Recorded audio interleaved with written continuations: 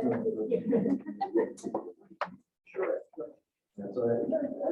can sit until I finish mine.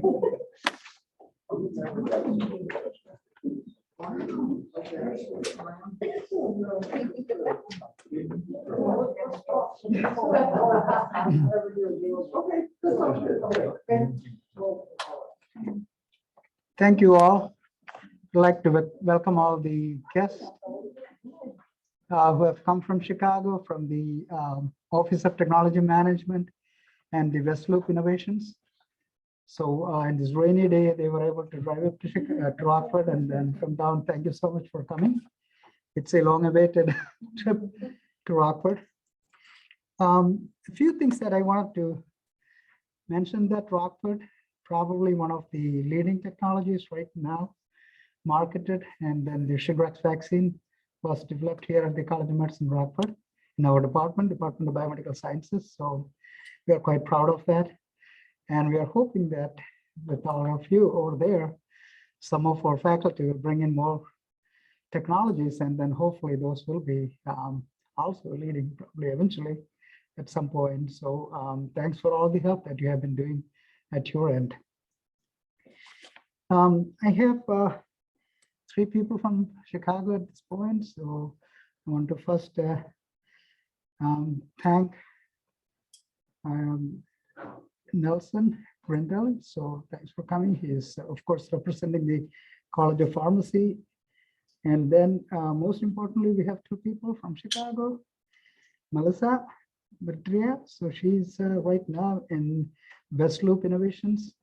She's moved as the Senior Collaboration Director. So thank you for coming. And also the current Technology Manager, Dr. Hyunjin Kim. So thanks for coming. A brief introduction of Hyunjin Kim. So she's going to give a talk right now. She joined our College of Medicine, UIC, with the OTM management in 2018 as the Associate Tech Manager, and then 2021, she became the Tech Manager. Prior to that, actually, she was a biotechnology analyst with the Aspire Capital. And then I didn't realize that she was the founding president of the Advanced Degree Consulting Club at UIC. Where did you find that? Don't ask me that. She also completed her BS and PhD in biochemistry from UIC. So she has been with the UIC for several Very years. long time. Yeah. I know. So as the technology management manager, her prime experience is in protein purification, biochemistry, and cell culture. But she has also published widely in signaling molecules, signaling proteins during her protein biochemistry experience. So thank you for coming. And she's in charge of the all the technologies coming through the College of Medicine. She also takes care of the dental school for all the technologies and several departments within the College of Medicine and College of Liberal Arts and Science. And she is responsible for managing the intellectual property, evaluating those technologies, marketing and licensing all the UIC intellectual property assets. So thank you, Dr. Hyunjin, for coming and giving us the presentation. Thank you for having me. Thank you. This was supposed to be a ta-da slide, but Dr. Ramaswamy already showed my slide. I just want to all the Zoom participants. Can you hear us, right? Yes. Oh, okay. Thank you. All right. Thank you, Dr. Ramaswamy, for the kind introduction. Hi, everybody. As Dr. Ramaswamy already mentioned, my name is Hyunjin Kim, and I am a technology manager for some of you who are affiliated with the College of Medicine at Rockford. But if you are affiliated with the College of Pharmacy, your tech manager is Nelson Grijaldi, who's also sitting in the back of the room. So I will skip my introduction and go straight to the content for today. So before I overwhelm you with the details of how technology transfer works, I wanted to gain your attention by sharing some of our accomplishments So this is a snapshot from our impact report for fiscal year 2021. And we received about 140 disclosures from all UIC campuses and filed about 100 US patents. And within those timelines, we got 25 US patents issued and had 45 licenses and options. And from all these UIC assets, we've had some great years and we've gotten really great revenues generated. And UIC is very lucky that we have 4 drugs on the market. Well, 6, but 2 of them are reformulated. So really 4 drugs are on the market. And one of the big money maker, as you know, is Shingrix, which was developed here in Rockford. And it's been doing really well. It exceeded our expectation. And at the moment, we're expecting to continue to receive revenue until fiscal year 2024. So how do we do that?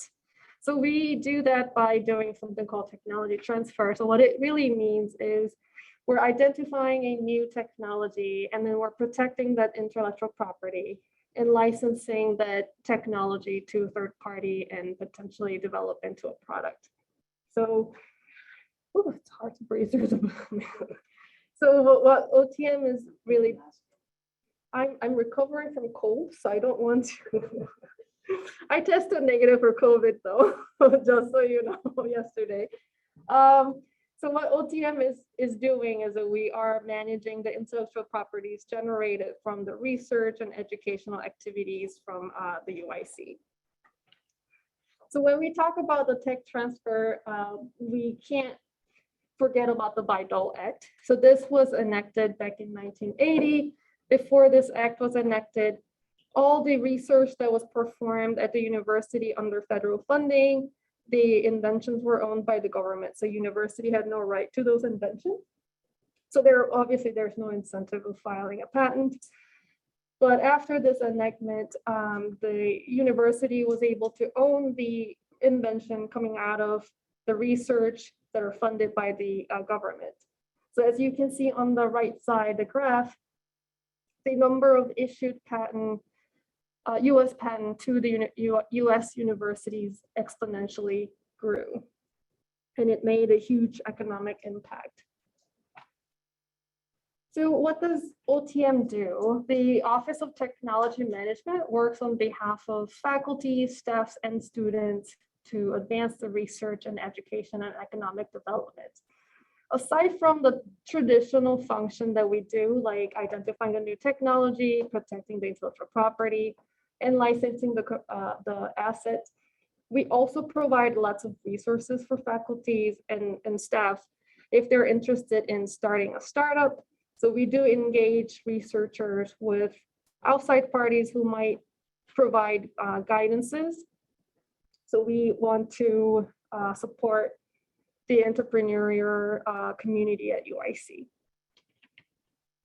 So this is the details of how our office functions. So the whole process begins when a researcher submits a disclosure form to our office. So when we receive the disclosure form, we do something called screening. So what it really means is we evaluate your technology based on the patentability and the market potential. So we'll see whether your new technology is novel and whether it can be protected. And then if we think that your technology is novel and it has a great market potential, we will file an IP to protect your technology. And once that's done, we will start marketing the asset and identify the partners who might be interested in licensing your asset and hopefully license the technology, and we can generate some revenue when the product gets to the market. So let's talk about some of the key components in the disclosure forms and why those informations are important. So obviously we need to know who the inventors are, especially if your collaborators are not affiliated with the UIC. We need to make sure we know we have that information in case we need to, have an agreement with the other university to determine the ownership of the intellectual property. So a lot of the case, we could co-own the IP. So in that case, we need to have certain agreement with another institution. So that's really important. And obviously, what the invention is, we definitely need to know. So the more information we have, the better we understand your invention. Our analysis will be more relevant and accurate. So any materials that you can share with us so that can help us understand your invention better is helpful. So if you have any grant application that you already drafted or manuscript or posters that you already drafted, feel free to share that along with your disclosure form. So that way you don't have to repetitively write a lot of details of the disclosure. Next thing that's really important actually is the public disclosures that have occurred or that are upcoming. So this is really important because in order for us to fully protect the intellectual property, especially for international rights, we need to file something before you make the public disclosure of your invention. So for US patent, we have a 1-year grace period where we can still file a provisional patent application within the first year of public disclosure. But we don't have that grace period for international rights. So if you already publicly disclose your information, we lose our international right, even if we want to pursue. So something that I really want to bring up is what are some of the things that are considered public disclosure? So oftentimes researchers forget that students presenting their posters, that could be a public disclosure.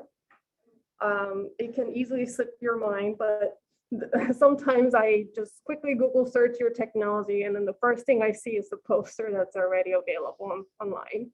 So that's something to look out for. And also the dissertation, the thesis, those are something to look out for, and also the grant abstract. So whenever your grant is funded, your abstracts gets published. And so we need to make sure all the enabling information is not included in the abstract for your grant application. And the next thing that I want to talk about is the funding source for your research program. For federally funded grant, we are required to report any invention generated from the federally funded research. So we need to know whether your research was funded by the government. Or if you have any private funding, we also need to check, double check whether you have any strings attached. Because sometimes they may support your research. In return, they would like to, have an ownership to the IP. So we need to make sure the language. And similar to that, other existing agreements that might affect commercialization, like material transfer agreement, sponsored research agreement, even the confidentiality agreement, we would like to know. Because sometimes those agreements might have some languages that hinders UIC's ability to commercialize your new invention. So if you are aware, please let us know. And here are some key points for us to evaluate your technology. Obviously, the value proposition, we need to determine what will be the advantage of your invention compared to what's already available on the market, and would people pay for your invention. The second part and then the third is kind of go hand in hand. Technology characterization, what stage is it at currently, and product development, how much more work do you need to do in order for it to get to the market. And intellectual property obviously is important. Is it unique and novel? Can we protect this technology? And commercialization outlook, we need to know who will be your consumer and how big is your market. So there are various ways to protect the IP. First, I laid out as a trade secret.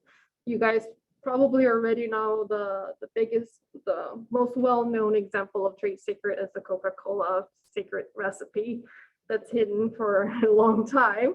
But this can probably never going to work in the university setting, because I know you guys need to publish paper, and you guys are encouraged to collaborate with other institutions and whatnot. So this is probably not the kind of way that we protect our IP. But confidential technical information is definitely a way for us to protect IP, like clinical data or tangible material. Those are like cell lines or transgenic mouse model that research tools. These don't need to be patented, but usually these materials are shared under a material transfer agreement, which has a specific language what receiver can or cannot do with this material. So these are protected without any like actual patenting, and so we can definitely commercialize those tangible research tools to other institutions or companies. Copyrightable works like software, educational curriculum, training modules, and medical surveys, evidence-based intervention. These are sometimes researchers forget that these are something that we can definitely commercialize. They might not generate a lot of income, but they might have a high social impact. And I have a slide for one of the example, a success story of the copyright material that UIC have later. And obviously the patentable invention you guys are most familiar with, and the trademarks. And these are the 3 notable trademarks that UIC have. So patent is a great tool to provide incentives for commercialization. It definitely gives a competitive advantage, but it's definitely an expensive tool. It can cost a lot. It takes about $30,000 to $50,000 just to get a US patent. But when you decide to, file patent in foreign countries, the price can exponentially increase. It gives you a competitive advantage by providing the legal right to exclude others from making or selling the product using your invention. And basically the claims in the patent application lays out the scope of the invention, and it warns others what they should not be doing in order to avoid infringement. So there are 3 types of patent: utility patent, design patent, and plant. For obvious reasons, UIC mainly work with the utility patent. Patentability, obviously, the very first part is a novelty, is your idea novel. So during our screening process, we would check the novelty, and we will check the prior art of whether there's any literature online that describes your invention. And then the second part is it can be a little vague, but it's a non-obviousness. Is it obvious? Can anyone with a similar skill have anticipated your invention? So this can be where we communicate with the examiners multiple times and arguing why your idea is novel. And then lastly, it's a non-patentable, difficult to enforce topic. Laws of nature is definitely not a patentable subject. So I know, so not all discovery are patentable. So if you are studying the mechanism of, if you discover some pathways being overactivated in cancer patient, that's a great discovery that could lead to developing a new drug, but that itself is not patentable. Software or an algorithm, sometimes it can be patented, but it's the path to getting the issued patent for software and algorithm is very difficult, and it's really hard to enforce. So we typically don't file patents for software and algorithm. And lastly, the natural products. Again, if it's a natural product, we can't patent the natural product itself, but sometimes we could file the method of use of natural products to cure disease or whatnot. But those are, again, difficult to enforce, because if it's a commercially available, you can easily purchase those commercially available natural products and consume it and expect to see the same result. So, and this is the basic overview of the timeline for the patent application. So we typically file the provisional patent application. That is really for the placeholder to get the priority date where your patent time starts ticking. During that phase, your patent application is not reviewed or it doesn't get published. So 12 months past filing the provisional application, you need to decide whether you want to only file US patent application or PCT for international patent, or the third option that's not here is to abandon. Sometimes if you don't have enough data, or you don't think that your initial idea is good enough, then you just abandon. Once you decide to go US patent only, then it will take about 2 to 6 years to get your patent issued. Or if you go to international route, it takes 18 months. Then you have to pick specific countries that you want to pursue. Then after picking the countries, it will take 2 to 6 years for it to be issued. And here's the UIC success story of the copyright material that I said I will bring up. This is the Diabetes Empowerment and Education Program called DEEP. It's one of the 3 evidence-based program by CMS. And we actually have over 180 licenses for the DEEP program right now. And the researchers are currently trying to translate this program into other languages. Currently, it's available only in English and Spanish. And they want to convert this to an online platform for remote training opportunities as well. So it's definitely expanding. So again, this may not generate a lot of revenues like Shingrix does, but it is helping our community, and it has a huge social impact. So this is definitely something that you should consider if you are developing any curriculum or evidence-based intervention. There's always a way for us to commercialize and have an impact to our community. So then after all that, the next step is to getting the license. So these are all the questions that we need to make sure that we understand at OTM, because these are some of the driving point for our negotiation for the terms of the license. So we need to understand the stage of development for the technology, and we need to understand how much more work needs to be done in order for the technology to become an actual product, and some of the milestones to move from the current state to the first sale of the product, and any regulatory hurdles that you might be expecting. And we are really flexible in terms of who our licensee is going to be. We've worked with both big pharmas, small company or faculty startups, or even the nonprofits, especially for DEEP. We work with a lot of nonprofit organizations, and sometimes even other university or hospitals for those like surveys or curriculums. So to wrap up, this is basically what we're trying to achieve, this whole technology commercialization cycle. So the research is, during the research, invention is generated, and after, after going through some proof of concept, the OTM license the technology and supposedly bringing the revenues with a royalty, and we are trying to reinvest those revenues generated from the licensing back to the research at UIC.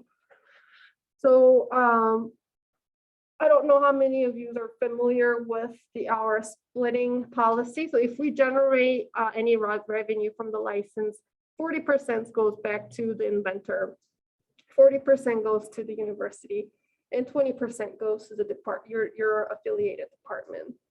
So those 40% of the revenue that goes back to the university, we're trying to reinvest those funding via, these are three funding opportunities, internal funding opportunities.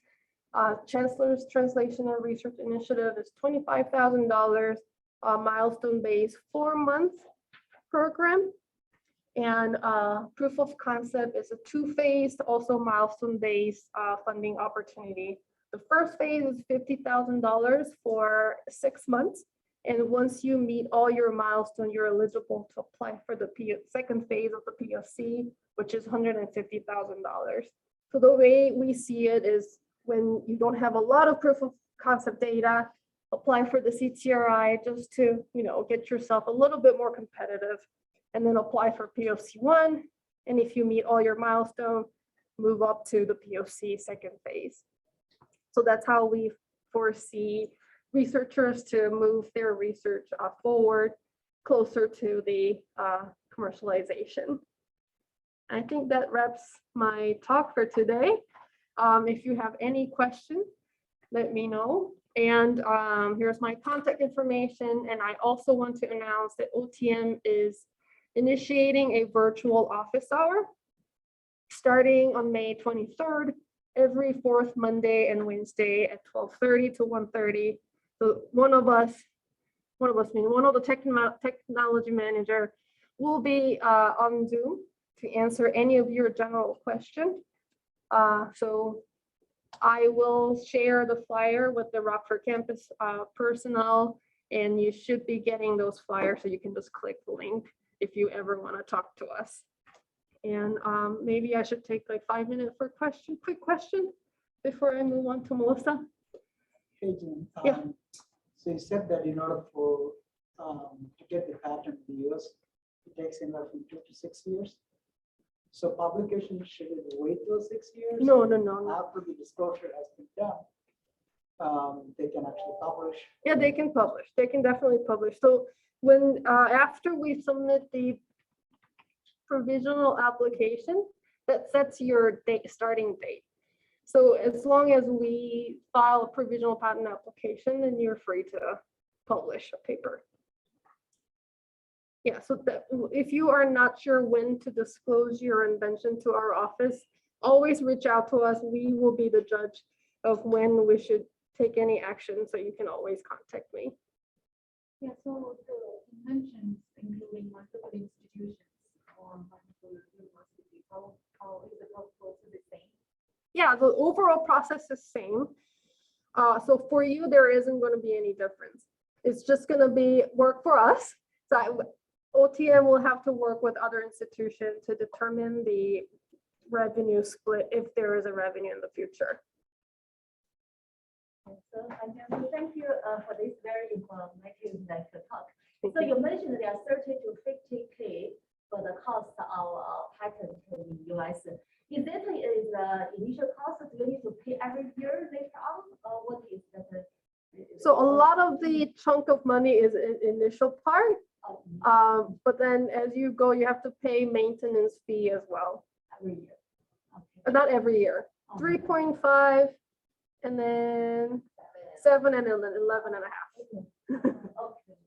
So all the maintenance cost is also paid by the investigator, or is it partly paid by the? So all this invention generated from the lab is owned by the university, right? So if OTM is interested in filing a patent on your invention, then OTM will pay for it. But we are very selective in selecting a research that we file an invention or file a patent application. So that's why we do the patentability and market potential. The patent costs a lot, so we want to ideally recoup that cost at some point. So we want to make sure that we have a potential interested party in the future who might license your technology. So that's how we recoup our cost. Does it make sense? So for the claim of invention, you don't have to. Do we have any cost for if we file a claim of invention to you? So do we have to pay any cost for that? You don't have to pay, no. But if after screening and OTM decided that we don't want to pursue, but you strongly feel that you want to continue to work on this invention, we do an assignment where you're responsible to file patent, if you will, if you want to. So another question you mentioned at the beginning, like from 1980s, like if federal supported work can still be filed patent. So like I just wonder if the work is partially supported by NIH grant. How that was that? Back in before 1980? After that, currently, if you can file the patent, is that some goes to federal government if the work is partially supported by NIH grant? No, so right now, after the 1980 Act, university has a right to own the invention. What about if it's funded by foundation? It depends on their rules. So that's why it's important for you to let us know who funded your research, so we would double check if there's any strings attached to the funding. There's some foundations that require you to submit or share some revenues, like WLS, one of them. American Heart also asks for a percentage.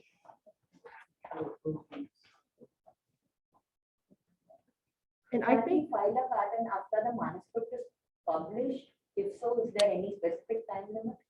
we could, if we're going for US patent, we have a 1-year grace period, but if it's a therapeutics, it's really important to have a international right in order for pharmaceutical companies to be interested in your asset.